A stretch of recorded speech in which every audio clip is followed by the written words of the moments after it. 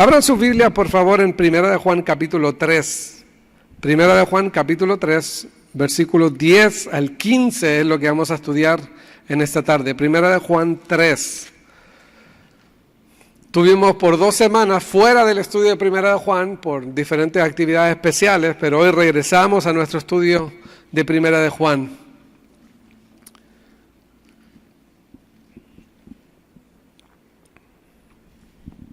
Vamos a darle lectura a este pasaje. Primera de Juan, capítulo 3, versículo 10 al 15. Dice así la palabra de Dios.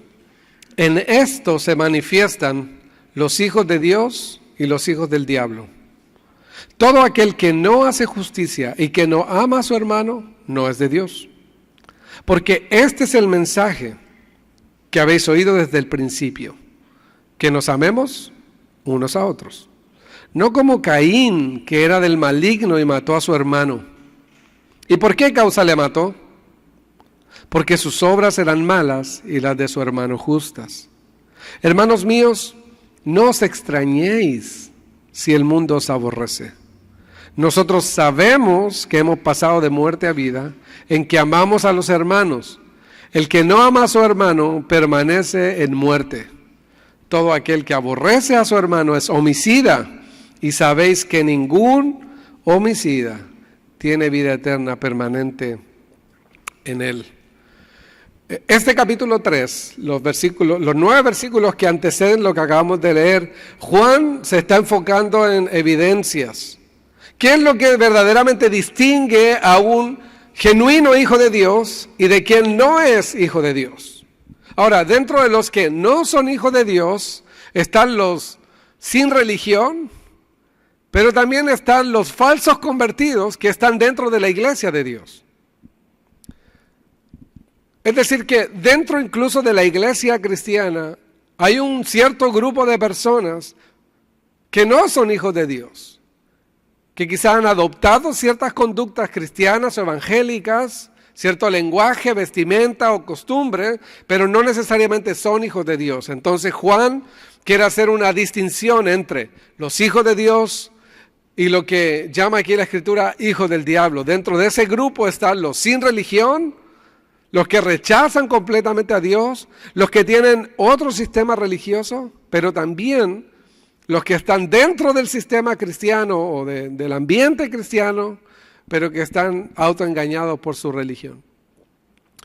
Y el sermón de hoy se llama Evidencias, porque a Juan le interesa que nosotros podamos analizar las evidencias bíblicas y saber si realmente pertenecemos o no a la familia de Dios. Y si tú estás dentro de ese grupo de los autoengañados por la religión, hoy también el Evangelio tiene esperanza para ti. El Evangelio no es solo para aquellos perversos que están allá afuera, es también para los moralistas que están dentro, pero que no han puesto su fe en Jesucristo. Así que puede ser uno de ese grupo también. Les traje una foto allí, ustedes la van a ver en su pantalla. Este hombre se llama Cornelius Dupree Jr. La justicia de Texas, de este estado, le liberó a él luego de 30 años de cárcel, después que se probara a través de estudios de ADN que era inocente de una violación. Pasó 30 años bajo el delito de violación y robo a mano armada que le fueron imputados, aún con falta de evidencias concretas. Como el sistema en esos años no era tan moderno, luego del año 2001 en el estado de Texas se empezaron a hacer análisis de ADN, cuando había ciertos casos de abuso o como este, ¿verdad? Así que él insistentemente durante muchos de esos años que estuvo en la cárcel, él pidió que se reevaluara su caso, hasta que finalmente una abogada accedió y tomó su caso, hizo investigaciones, pidió que se reabriera el caso, analizaron el ADN y resultó que él era inocente. Él dijo ese día, es una alegría estar libre, aunque debo admitir que hay un poco de rabia en mi corazón. También hay alegría y la alegría reemplaza la ira que siento, dijo en una entrevista a CNN. Estoy abrumado por la alegría de estar libre.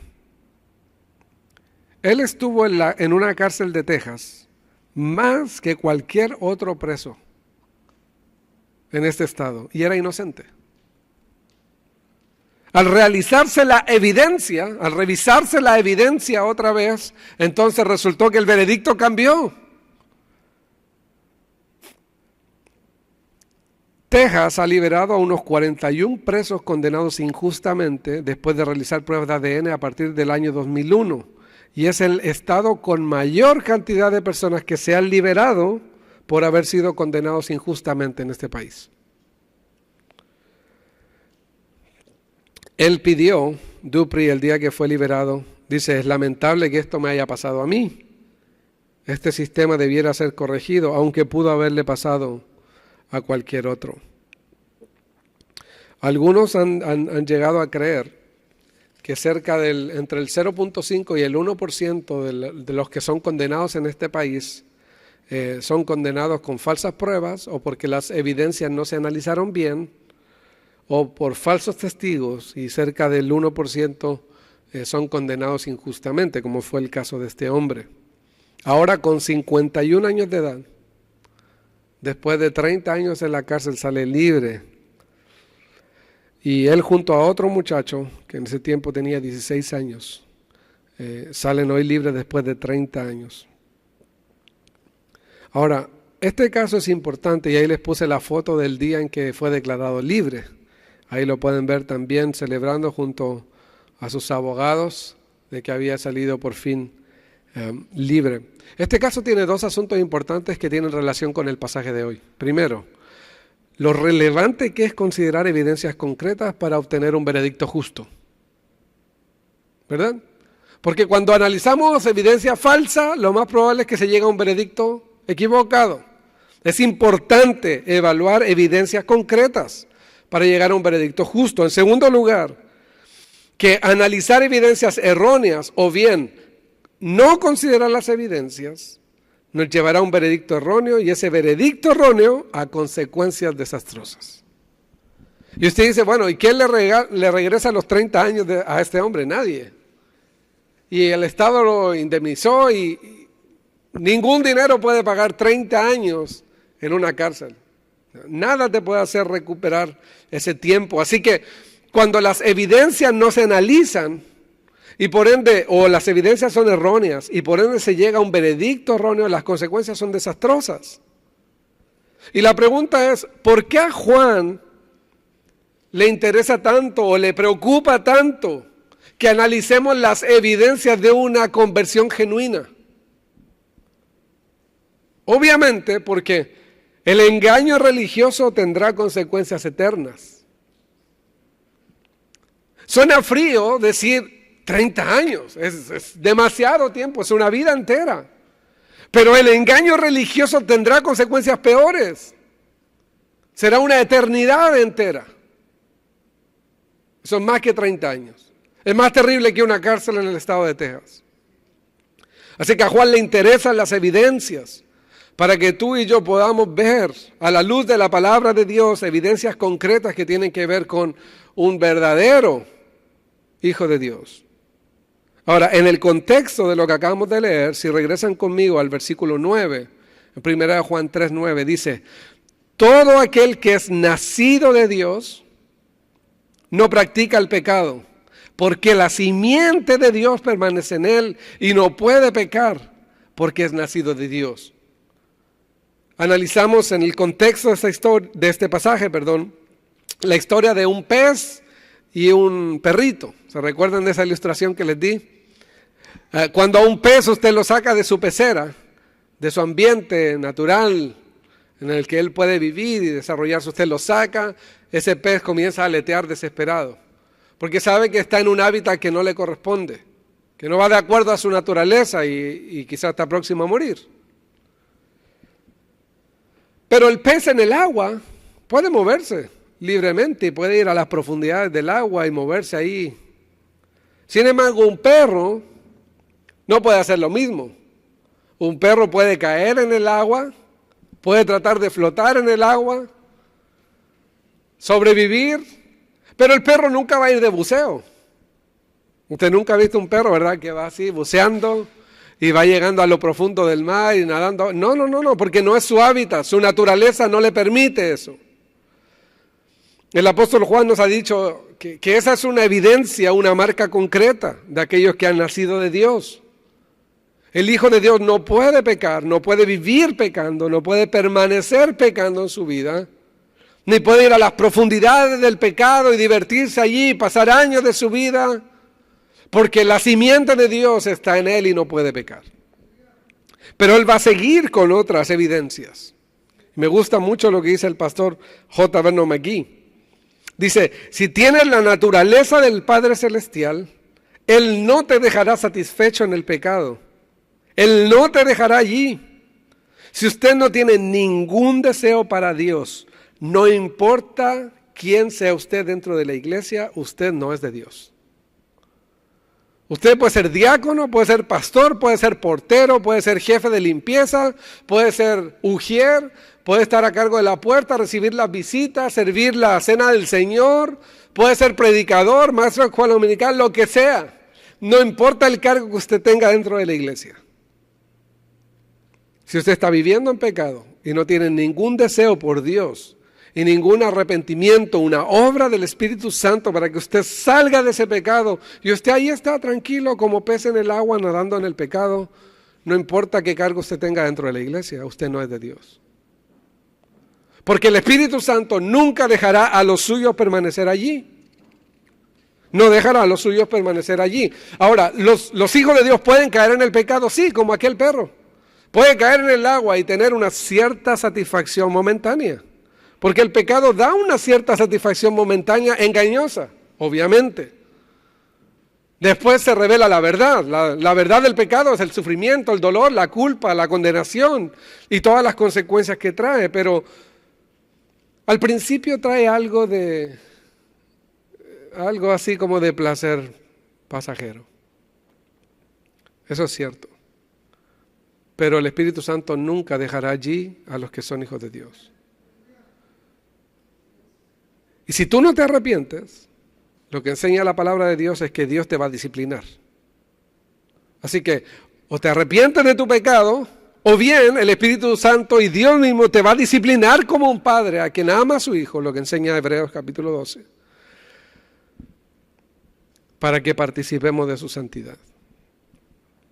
Así que está garantizado, hijo, que los hijos de Dios tienen esta nueva naturaleza, que todo verdadero hijo de Dios siente y experimenta la fiereza de la lucha contra su carne y sus deseos carnales. No hay ningún verdadero hijo de Dios que hoy no esté luchando, que hoy no sienta ese quebrantamiento que está allí en la lucha, ese dolor interno, esa aflicción del espíritu, como decía Pablo. Miserable de mí, lo que no quiero hacer, eso hago. No hay ningún verdadero hijo de Dios que no esté luchando hoy contra el pecado. Todos luchamos contra el pecado. Todos. De hecho, que estés luchando contra el pecado puede ser una evidencia de que eres hijo de Dios. Si a ti no te importa el pecado y no tienes ningún arrepentimiento en tu corazón, ningún deseo por Dios, probablemente es una evidencia de que no eres suyo. Me gusta esta cita del pastor J.C. Ryle, que dice, si usted y su pecado son amigos, usted y Dios aún no se han reconciliado. A Juan le interesa que analicemos las evidencias, querido. Porque el Evangelio es cierto, es para los profanos que están afuera, es para los libertinos que están afuera, pero es también para los moralistas que están engañados aquí adentro con la religión. Juan le está escribiendo a creyentes. Y dentro de ese grupo de creyentes, probablemente había algunos que no conocían verdaderamente el Evangelio, que tenían cierta simpatía con el grupo cristiano, que dicen, no, y me gusta ir a la iglesia, está bonito, se siente bien, hay compañerismo, hay amigos, hay comida. Y a veces están engañados porque dicen, bueno, yo doy ofrenda, cuando me piden doy, llego todos los domingos temprano, llego más temprano que el pastor. Y están engañados por sus buenas obras. Así que el Evangelio no es solamente para aquellos liberales que están allá afuera, es también para los moralistas. Para aquellos que creen que por su propia buena moral se van a salvar. No, queridos. Juan sabe que un engaño religioso tendrá consecuencias eternas. Miren, el problema de este hombre, Cornelius Dupree, el que le mostré al principio, es que se probó en el caso, cuando se reabrió el caso, que hubo, la policía hizo cierto empuje, forzó a los testigos a que dijeran que él había estado involucrado. Una de las testigos principales no dio testimonio en su caso. Y fue interesante porque cuando se reabrió el caso, como fue un poco mediático, salió en televisión. Y aquella mujer, que en ese tiempo era una muchachita, que su mamá no le permitió ser testigo, y ahora como una mujer adulta, 30 años después, al ver el caso, investigó y fue a esa corte a decir que ella había estado en ese lugar y que su mamá no le había permitido dar testimonio. Y luego aparte se hicieron las evidencias de ADN y etcétera, y él salió libre. ¿Cómo es que analizar 2, 3 evidencias puede hacer un vuelco total en la historia? Juan sabe que hay evidencias que son cruciales que tienen que ver con la eternidad tuya y mía. Satanás es especialista, y aquí lo puse, Satanás es especialista en falsificar la verdad, en usar la religión, en promover mentiras dentro de la iglesia, usar falsos maestros que incluso con Biblia en mano salen desde adentro de la iglesia. Lo leímos aquí en Juan. Salieron de nosotros porque no eran de nosotros, para que se manifestara que no todos los que están con nosotros son de nosotros. Satanás es especialista en usar falsos maestros con Biblia en mano, en usar la religión, en introducir herejía dentro de la iglesia, en meter falsos convertidos, en falsificar la verdad.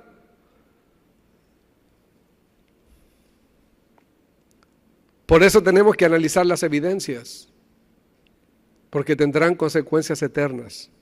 Hay algo peor, dice el pastor Miguel Núñez, hay algo peor que no ser cristiano. Y es no ser cristiano y creer que lo eres. Es peor. Por eso tenemos que analizar las evidencias. Y aquí en el versículo 10 vemos la evidencia de 2 linajes. Evidencia de 2 linajes. En esto se manifiestan ¿quiénes? Los hijos de Dios, los hijos del diablo. Punto. En medio de esta generación posmoderna en donde nos encantan los relativos y los grises, y de hecho hemos adoptado mucho ese lenguaje, ¿no? Que uno dice, mira, esto es bueno, esto es malo. No, depende. No, nos gustan los grises ahora. Nos gusta no quedar mal con nadie. Nos gusta dar opiniones que aunque no las creemos, a veces las opinamos para poder quedar bien con la gente. Está de moda la tolerancia, está de moda el no juzgues, está de moda todo ese pensamiento que tiene que ver con personas sin discernimiento, básicamente. Sin discernimiento para poder entender lo bueno, lo malo, la verdad y el error. Está de moda. Pero la palabra de Dios, Juan mismo y el Evangelio mismo son categóricos. Son categóricos, no hay puntos grises. ¿Eres hijo de Dios o eres hijo del diablo? Solo hay 2 linajes, punto. Suena fuerte, suena duro, pero es que así es. Tienes que analizar la evidencia, sal del engaño. Dios no tiene primos, Dios no tiene nietos, solo tiene hijos. No por ser hijo de un cristiano, tú eres cristiano. No por ser hijo de un pastor, tú eres cristiano. No por tocar un instrumento en la iglesia o dar una clase de niños, eres cristiano. Mucho menos por dar una ofrenda. Juan es categórico. Juan afirma que hay verdades absolutas que son ofensivas para esta generación de relativismo, ¿no? Es ofensivo decirle a las personas que no hay salvación fuera de Cristo. Es ofensivo para muchos decir, ¿sabes qué? Si tú no crees en Jesús, no tienes esperanza fuera de Él. El Evangelio es categórico, queridos. Nos guste o no, el Evangelio es exclusivo. Solo hay salvación en Jesucristo y punto, y en nadie más. No es Jesús más algo, no es Jesús más tus buenas obras, no es Jesús más tu religión, es solo Cristo y ya. Y si no estás preparado para enfrentar el mundo y decirle al mundo que solo Cristo es, entonces o no conoces el Evangelio o eres un cobarde. Porque estos apóstoles de Jesús estuvieron todos dispuestos a morir por esta verdad. Todos. En esto se manifiestan, dice Juan. se hace visible. Esta palabra significa visible o evidente o notorio, o se hace de manifiesto. ¿Qué cosa? Los hijos de Dios y los hijos del diablo. Y da dos evidencias prácticas. Primero, el que no hace justicia. El que no hace justicia. Aquí no se refiere a un juez, ¿verdad? No es que, todos los jueces de la República entonces son salvos porque hacen justicia. No. No se refiere a esas personas que trabajan en este ambiente judicial. De hecho, este hacer justicia es un verbo que está en presente activo. Eso quiere decir que es algo continuo, que es algo de siempre. Es hacer o efectuar o realizar, llevar a cabo la justicia. Y esta palabra justicia también se puede traducir como hacen aquello que es recto, o que es justo o bueno, o que es íntegro. Íntegro. Nosotros los hijos de Dios debiéramos ser conocidos como personas de integridad, que van a hacer lo correcto. Van a hacer lo correcto a cualquier precio. Eso es la integridad. Integridad no es hacer lo correcto cuando te conviene hacer lo correcto. Integridad es hacer lo correcto incluso cuando no te conviene. Porque amamos la verdad, amamos la gloria de Dios. Y esta semana me pasó un ejemplo práctico. Este día, creo que fue el viernes, amor, ¿verdad? El día viernes de lo de la película. Sí, ¿verdad? Fuimos el viernes al supermercado y compramos unas películas. Y luego que la muchacha me dio el ticket, claro, había mucha gente, ustedes saben, este viernes, mucha gente en la tienda, así que estaban todos pasando rápido. Me pasa el ticket y me dice el precio, yo meto la tarjeta, nos vamos, y mientras voy caminando dije, no, eso no puede haber salido ese precio. Entonces revisé el ticket y le digo a mi esposa, no, creo que no nos cobraron una. Y justo era la más cara de las 5 que compramos. Y yo voy y me regreso, ¿no? Le digo, vamos a regresarnos, nos regresamos a pagar, ¿no? Y la verdad, una en las pequeñas cosas. Ya habíamos hasta salido de la tienda, ni sonó la alarma. A lo mejor ni alarma tenían esos productos, quién sabe. Pero, querido, mi integridad vale más que $6. ¿Cuánto vale tu integridad? Si no te regresan, o si te dan $1 de más en el puente o cuando compras en la tienda, ¿eres capaz de quedártelo por $1? ¿Eso es lo que vale tu integridad? Eso es lo que vale tu honestidad. ¿Qué precio le pondría a tu honestidad? A lo mejor $7 o algo así que valía la película es ridículo, pero si te encontraras 1,000 o 5,000 o 10,000, ¿qué precio le pones a tu integridad? Todo el que hace justicia, el que hace lo que es justo, lo que es correcto, lo que es íntegro, y eso no tiene que ver cuando te ven o no te ven. La integridad es precisamente lo que somos cuando nadie nos ve. Y nos preocupa demasiado lo que la gente piensa de nosotros y lo que la gente ve de nosotros. Pero la integridad no está preocupada de eso. La integridad es andar en la verdad delante de los únicos ojos que realmente importan, los ojos de Dios. Todo el que no hace justicia, el que no vive de esta manera, en una rectitud, en una integridad, como un estilo de vida, un presente activo, algo que tiene que ver con hacer integridad, hacer justicia, vivir, andar allí. El que no hace justicia no es de Dios. ¿Y cuál es la segunda evidencia práctica? Y el que no ama a su hermano no es de Dios. ¿Cuántos cristianos hoy están peleados con otros creyentes? Dice, no, pastor, es que si usted supiera lo que me hizo el pastor allá en la otra iglesia. Bueno, ¿y acaso el Evangelio no nos da poder para perdonar? ¿Acaso el Evangelio no nos da poder para restaurar relaciones rotas? Perdonar a los ofensores. Y es más, Jesucristo no solo dijo amen a los que los aman, porque eso lo hacen hasta los inconversos. Él dijo aún amen a los que os ultrajan. Amen a los que los aborrecen. Ese tipo de amor es un amor sobrenatural. Tal vez tú dices, sí, pastor, yo amo a mi gente aquí, mis hijos, mi familia. Sí, ellos te hacen bien. Pero el amor que produce el Evangelio va más allá. Es un amor mucho más alto. Es un amor que no produce la carne. De hecho, esta palabra, cuando dice el que no ama, usa la palabra ágape. No es solo un sentimiento. No es amor eros. No es filio, no son otras de esas palabras griegas que se usan en el Nuevo Testamento. No es una relación filial, es ágape. Y todos sabemos que el amor ágape es un amor mucho más profundo que un sentimiento en particular. Y tengo esta definición, si bien es muy larga, pero me gusta mucho, es de un diccionario de palabras. William Barclay habla sobre la palabra ágape, aquí en esta definición. Y dice, ágape es benevolencia insuperable, es una bondad invencible. Como ya hemos dicho, ágape no es meramente una ola de emoción, es una deliberada convicción que resulta en una deliberada norma de vida. Ágape es una proeza, es una victoria, una conquista a la voluntad. Ágape apela a todo el hombre para realizarse. No solo toma el corazón, no solo es algo emocional. También toma su mente y su voluntad.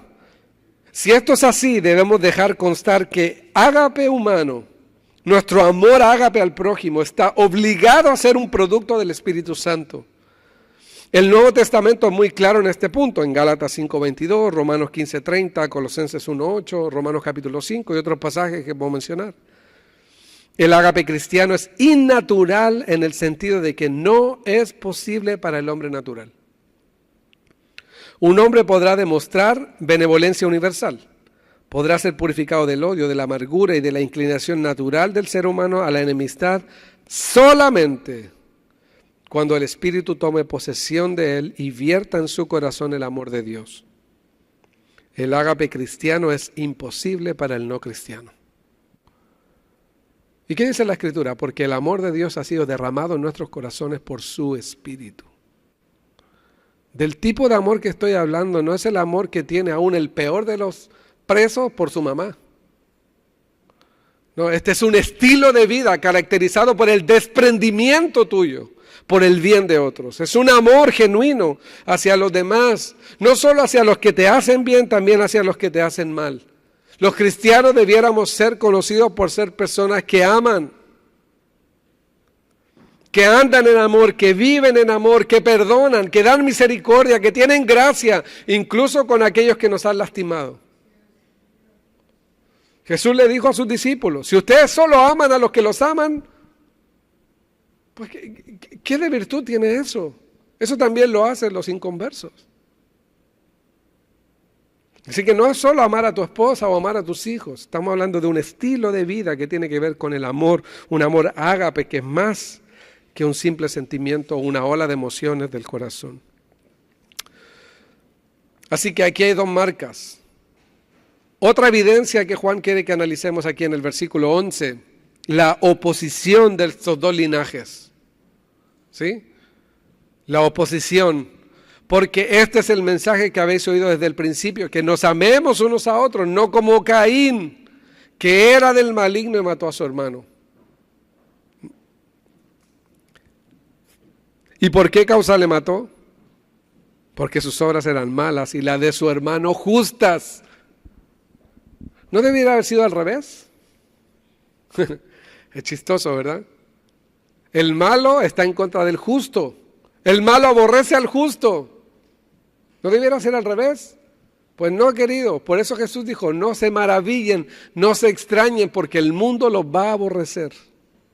El mundo los aborrecerá. Este mandamiento antiguo estaba en la ley, en Levítico 19:18.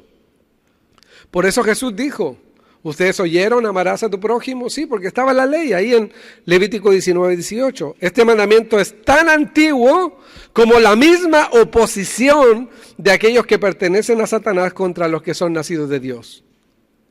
Miren, en la primera generación, después de Adán y Eva, ¿quién viene? Caín y Abel. En la primerita generación se ve la oposición. Ahora la pregunta es, ¿cómo alcanzó justicia Abel? Recuerdo una vez hablando con una muchacha, bueno, con los jóvenes de la otra iglesia donde era pastor de jóvenes. Le dije, ¿cómo se salvaban las personas en el Antiguo Testamento? Y una muchacha levanta la mano y dice, obedeciendo la ley. Y yo le dije, bueno, pues abre tu Biblia y muéstrame una persona que haya obedecido la ley y se haya salvado. Yo no sé por qué hay esa tendencia equivocada a veces de pensar que las personas en el Antiguo Testamento se salvaban a través de obedecer la ley rectamente. Porque claro está que ninguno cumplió la ley. Y la Escritura enseña que cuando uno transgredía un mandamiento se hacía deudor de todos. Porque Dios, como un Dios santo y perfecto, exige obediencia perfecta. Y eso es imposible para cualquier ser humano. ¿Cómo se salvó Abel? ¿Cómo es que Abel era justo delante de Dios? Pues Hebreos capítulo 11, versículo 4 nos responde eso. Hebreos capítulo 11, versículo 4. Vayan ahí y regresen luego conmigo a Primera de Juan. Hebreos capítulo 11, versículo 4 dice: por la fe, Abel ofreció a Dios más excelente sacrificio que Caín, por lo cual, por la fe, alcanzó testimonio de que era justo, dando testimonio de sus ofrendas, y muerto aún habla por ella. ¿Cómo alcanzó la justicia Abel? Por la fe. Queridos, en el Antiguo y en el Nuevo Testamento siempre ha sido por fe y para fe. Nunca por obras. Cuando la Biblia habla de que Caín mató a su hermano porque las obras eran justas, ¿a qué se refería? Abel ofreció ese sacrificio por la fe de acuerdo a los términos de Dios. Caín ofreció un sacrificio de acuerdo a sus propios términos, su propia religión. ¿Y sabes qué? La religión de Caín sigue viva. Sigue viva. Mucha gente hoy quiere ofrecerle a Dios adoración en sus propios términos, salvación en sus propios términos. Pero el Evangelio no es así, queridos. Dios ofreció el único camino. Dios ofreció el Salvador. Y hay un solo camino. Un solo camino. Así que me gusta lo que comenta el pastor MacArthur respecto de esto. Dice, por medio de esa fe, Abel dio testimonio a todas las generaciones futuras que una persona viene a Dios por la fe para recibir su justicia. Por la fe, sola fe y nada más. Es importante notar, dice el pastor Wilsby, que Caín y Abel, al ser hermanos, tenían los mismos padres y ambos presentaron sacrificios a Dios. A Caín no se le presenta como un ateo. Escuche esto, no es un ateo versus un creyente. Es un adorador, entre comillas. Y la idea es esta: los hijos del diablo pueden disfrazarse de creyentes verdaderos. Asisten a reuniones religiosas, tal como lo hizo Caín. Tal vez inclusive hagan ofrendas, tal como lo hizo Caín. Pero esas acciones en sí mismas no son una prueba válida de que un hombre sea nacido de Dios. La prueba verdadera es su amor genuino hacia los hermanos, y aquí es donde Caín falló. Caín no pudo soportarlo. ¿Y qué hizo? Asesinó a su hermano. En cierto sentido, queridos, a nuestros amigos inconversos no les conviene que estemos tan cerca de ellos. Aunque nosotros sabemos que sí les conviene, ¿verdad? Pero para ellos a veces no es muy conveniente, porque cuando ellos te comienzan a hablar, oye, ¿sabes que ando con otra mujer? Ahí tú calladito nomás, no le digas a mi esposa, y tú le dices, ¿sabes que eso es adulterio? Y yo voy a hablar con tu esposa porque eso es deshonesto. No les conviene.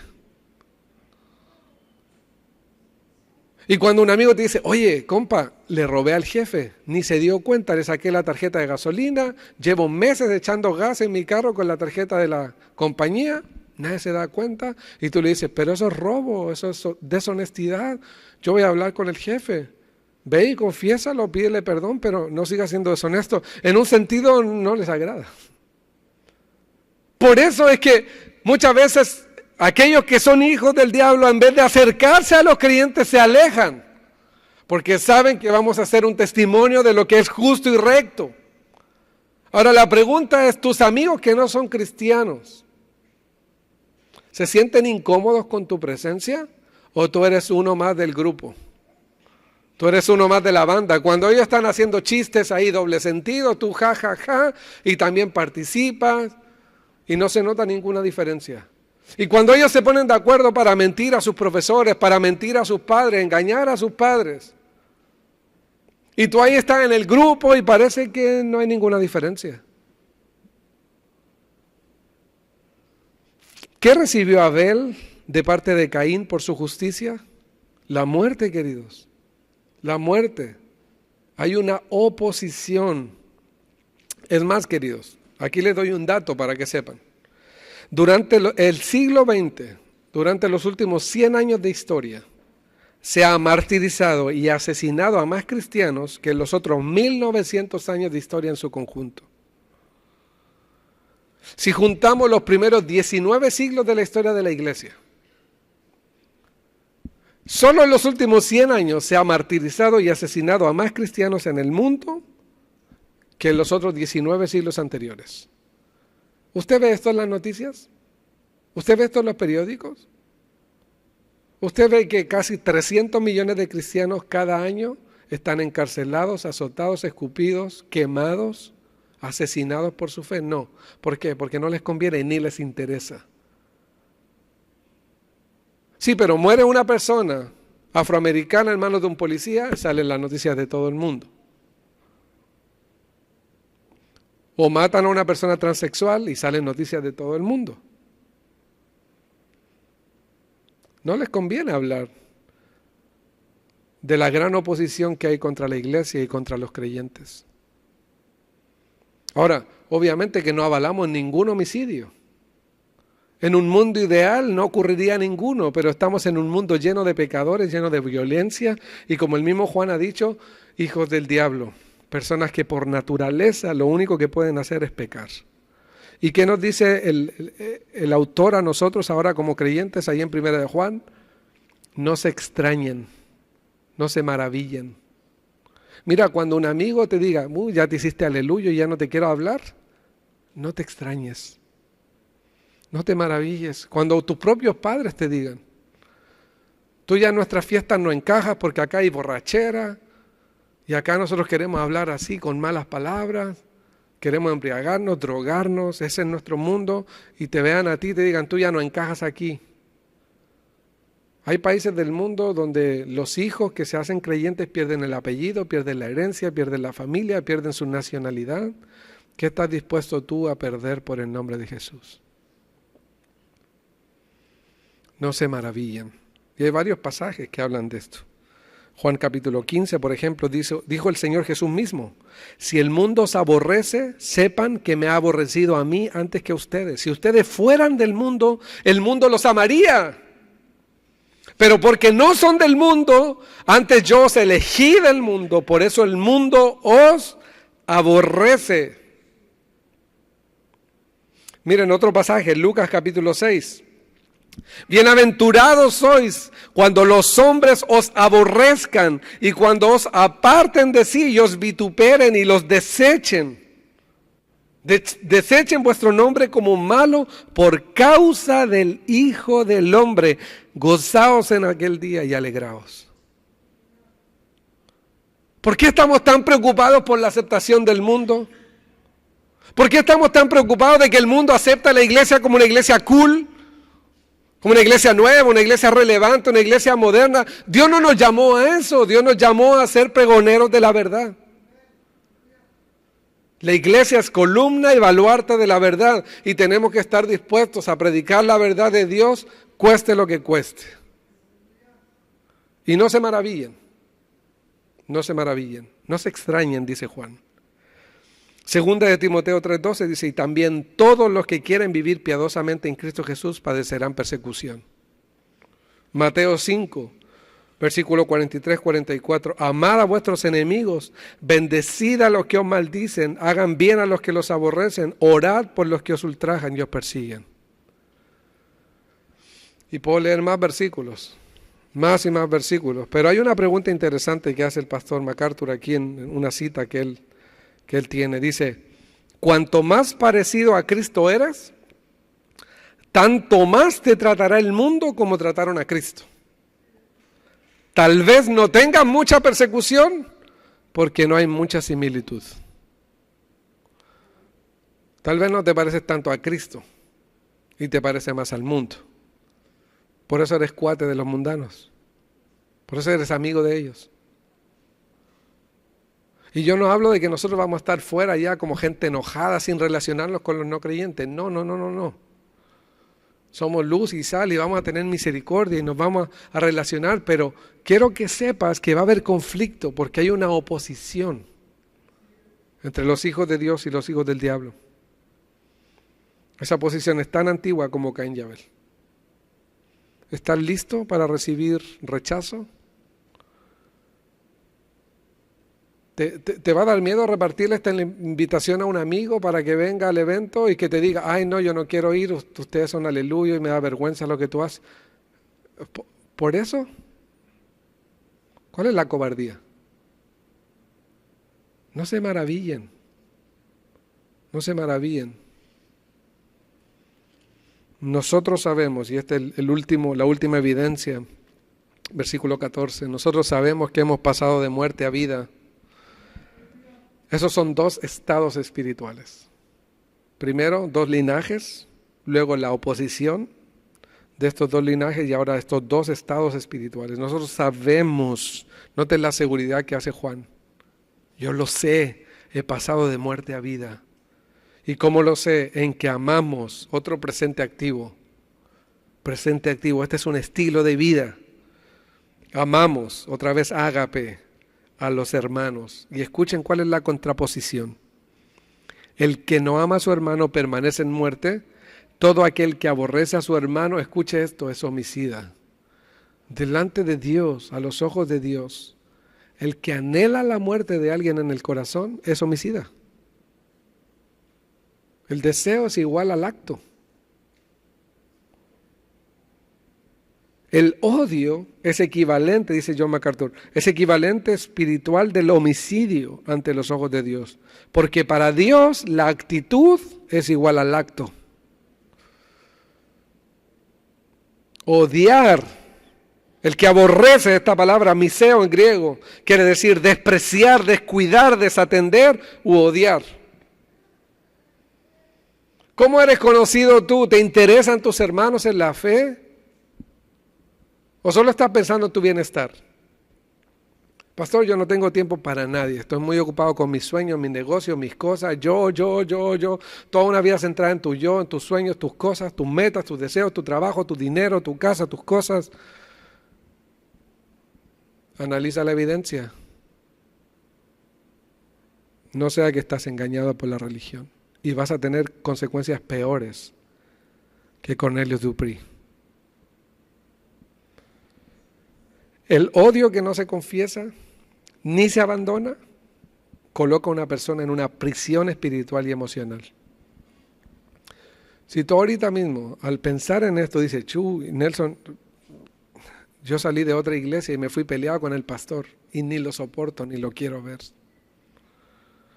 O tengo un hermanito allá, un amigo, mi primo, mi papá, mi mamá, que me hizo tanto daño, mi papá que me abandonó. Un hermano, una persona que mató a mi papá. O quien sea, alguien que inventó un falso contra mí. Y tienes odio en tu corazón, tienes dos opciones. O ese odio es evidencia de que no eres hijo de Dios. O hoy mismo el Espíritu Santo te va a llamar al arrepentimiento para que desates ese odio y mirando la cruz le pidas a Jesús la gracia para perdonar. Porque los hijos de Dios aman, y no solo aman a los que los aman, aman también a los que los aborrecen.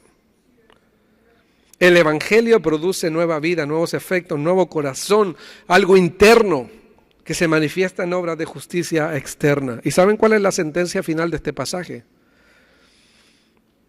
Si tú odias, eres homicida. ¿Y cómo termina? Y ustedes saben que ninguno, ni uno solo, ningún homicida tiene vida eterna permanente en él. Y esta es la sentencia divina. Ningún homicida, ninguno que odia en presente activo, viviendo odiando. Y no solo los homicidas que llegaron a hacer el acto. Ninguno. Y cuando la Biblia dice ninguno, es ninguno. Ninguno. Ninguno. Queridos, solo quiero terminar con un par de aplicaciones. Primero, ¿está tu vida caracterizada por el amor agape? Amas a tus hermanos, amas a los que te rodean, amas a la familia de la fe, incluso a tus enemigos. Puedes perdonar, tienes la capacidad de perdonar a los que te ofenden, a los que te han lastimado, dañado, te han herido. ¿Está tu vida caracterizada por practicar y producir la justicia, la integridad que trae gloria a Dios? ¿Has experimentado oposición a tu fe o abandono, menosprecio, burla, chistes? A mí me decían pastor cuando yo estaba en la escuela. ¿Y?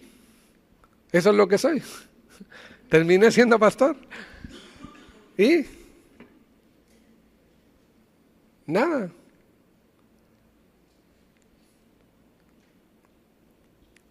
Pregunta, ¿tienes la certeza y la seguridad de que tú pasaste de muerte a vida, como dice Juan? En esto sabemos. Yo estoy seguro que algo pasó en mi vida, en mi corazón. El Espíritu Santo me dio vida.